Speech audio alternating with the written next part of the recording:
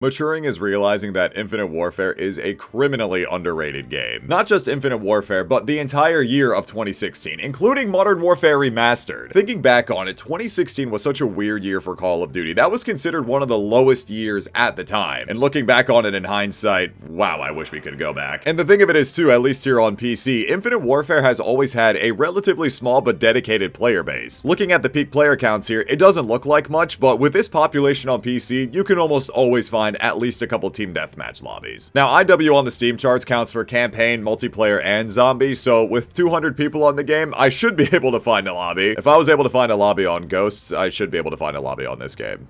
Hopefully. Anyways though, what's going on guys, it's Rage, and once again, welcome back to some more Infinite Warfare. Keeping with the trend of some of the recent videos that I've done, going back and checking out some older Call of Duty games while I still had them installed, Infinite Warfare was definitely on the list. Wanted to go back, check it out again. Oh my god, we actually pulled a 5v5. We're in business. I can't believe it. Here we are, man. Infinite Warfare 8 years later. Honestly, this game to me feels like such a fever dream because back in 2016, I had almost no interest in playing Infinite Warfare. I wonder why that would be the case. Granted, at the time in 2016, the Call of Duty community was getting very tired of the whole jetpack era of COD, and of course, releasing a jetpack era COD. Releasing that next to my favorite game of all time, Call of Duty 4, of course I was going to spend more time playing MWR over the course of the year. But thinking back on it though, Infinite Warfare was one of these games, I've said it a lot, it's very similar to Black Ops 3 in this regard, that I really do wish I actually played it more. And also again, like I was saying a little bit ago, 2016 was just a very... Oh, hold up. No, he just ran by! Oh, I'm so cooked. I hit marked him anyway. Dude, please man, just let me get something going. Let me hit a clip on this real quick. Already losing my train of thought on the matter. Yeah, 2016, it was just such a weird time for Call of Duty. Nobody was really excited for this game. And I'm sure that most of you guys remember, but Infinite Warfare at one point in time, I don't know if it still is, but it was one of the most disliked videos on YouTube. The IW reveal trailer had like, I don't even know how many. It was like millions of dislikes. But thinking back on it though, go ahead and let me know what you guys think of it down in the comments. Was it really worthy of all those dislikes, the millions of dislikes? I know that some people will probably say yes, that Infinite Warfare here is one of the worst Call of Duties of all time, but I really don't think it is, and that's, again, with the power of hindsight. I know a lot of people also view it as a carbon copy of Black Ops 3, but IW did a couple of different things that I really do appreciate. It's the last Call of Duty that we actually had a pick 10 system, but not only that, it did do some pretty cool things, like kind of similarly to Advanced Warfare with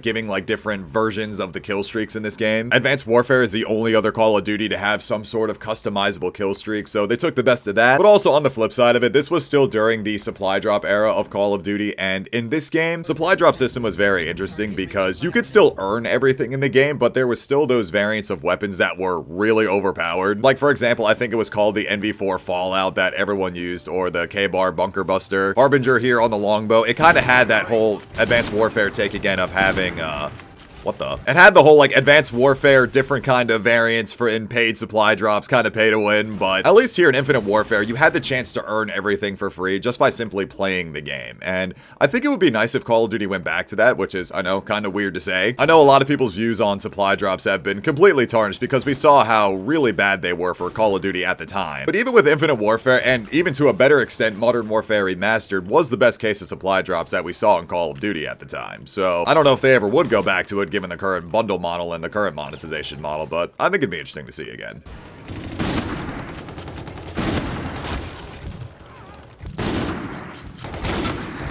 The spider drone. Bro. Okay, they're throwing like a million grenades in here. Yo, let me leave, man. Thank you. Bro was just standing there in the doorway. I don't know what he was doing, but okay. Truly though, the longbow here is one of my favorite snipers. There's just something about it, especially the Harbinger variant with having the rapid fire attachment, which funnily enough is called Feeder.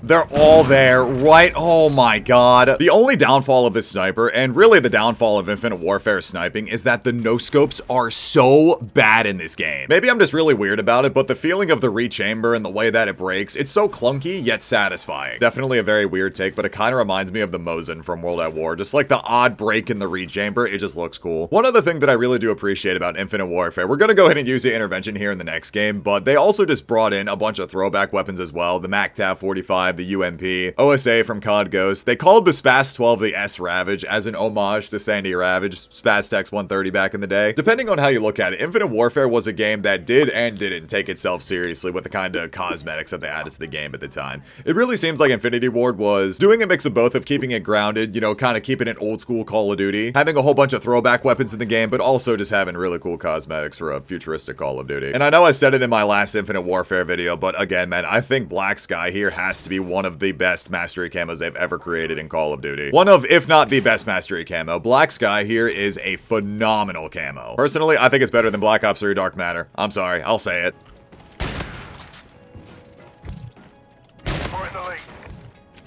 Guys are just AFK, alright. The headshots, alright. And get shotgunned in the back. Alright, awesome. The intervention in this game as well is so interesting. It feels like a pea shooter. It's not as strong as the MW2 one. A black hole projector. I just got sucked into a portable black hole. I do think it's pretty understandable that a lot of people may have been disappointed with the intervention in this game. And that hit marker right there. This game didn't have stopping power, obviously, and we were very used to it in MW2 having stopping power. It doesn't also sound or feel the exact same, so I kind of get it, but I still think it's just a nice homage to have. At least, if anything, you could still point stack with it, so there is that. They're all just laying back here. Shout out the vision pulse in this game. I'm being sucked into the hole once again. Full freaky.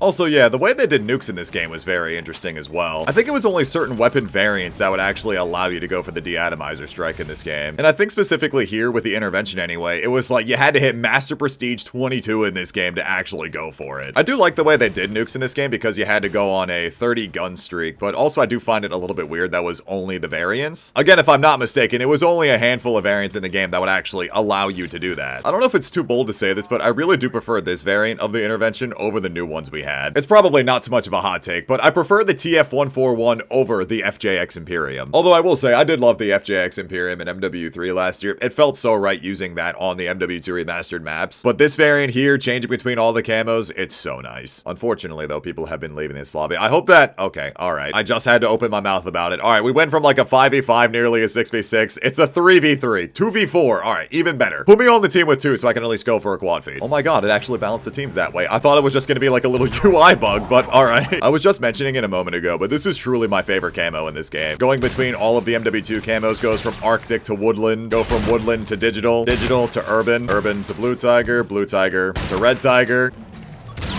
Yeah, unfortunately though, this lobby is not going over as good as I thought it was going to. I mean, I don't know how good a 2v4 can go over, but... Now, this does bring up the next thing that I wanted to talk about with, how is Infinite Warfare on PC? I'm sure there's probably gonna be some comments about that anyway. What's Infinite Warfare on PC like? Is it safe to play?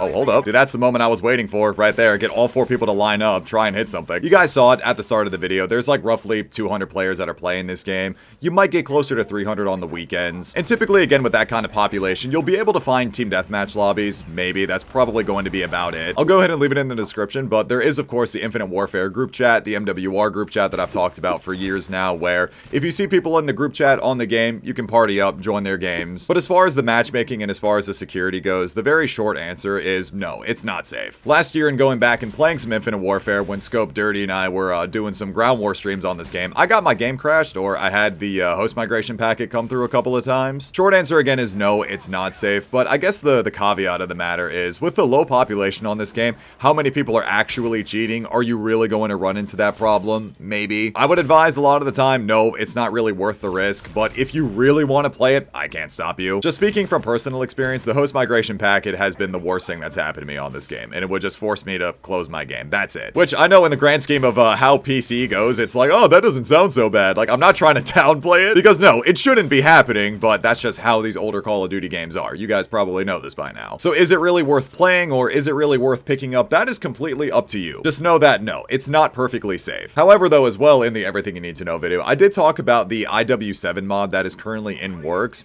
There is still no current release date, or really no updates on it as far as I know. know, as of right now, so that's just kind of whenever it happens, I'll let you guys know. I really do hope that something good comes out of that soon, because I really do want to start playing this game again, and I would much rather prefer to play it on a client. I mean, yeah, I could sit here and play it on Steam, even though this lobby is now, yeah, it's dead now. I'll try to see if I can get another lobby, but again, as far as the client goes, I'll keep you guys posted on whenever that does happen, if and when it does happen. A lot of the time on this game, again, if you're someone like me who lives in NA, you could probably just VPN to the EU, and you'll probably have a better time finding the lobbies that do exist on this game. It's just very hit or miss depending on time of day, whenever you decide to play, what region you're in. Oh, I do want to get into a game and finish this contract real quick. Get 3 more kills with a sniper rifle? Hold on. Camo hack contains 2 weapon camos. Let's go. See, but this is what I was talking about earlier, though. Yeah, it was the NV4 flatline. Yeah, this thing was crazy. But this is what I was talking about earlier. Having all of these variants in the game that you can get via salvage. Technically, you didn't need to buy supply drops, but we all know the more supply drops you open, the more salvage you get. So, looking at it, it's one of those things where it's like, yeah, this was pretty pay to win, depending on how you looked at it, but at least there still was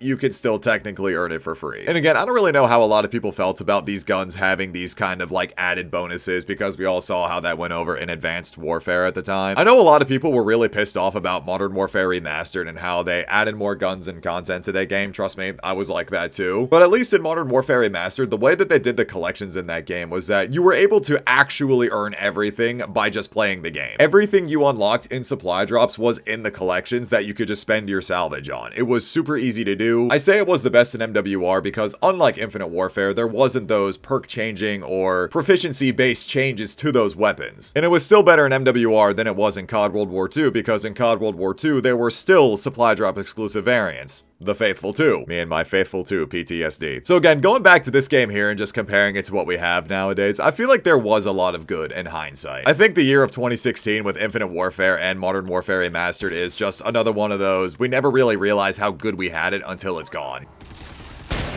There it is. There's a contract. All done.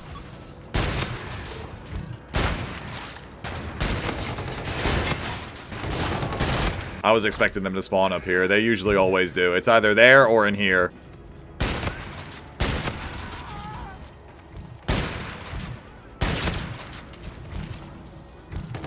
Oh my god. Okay, so here we go. Here's the camo hack. I got my 125 sniper kills for this.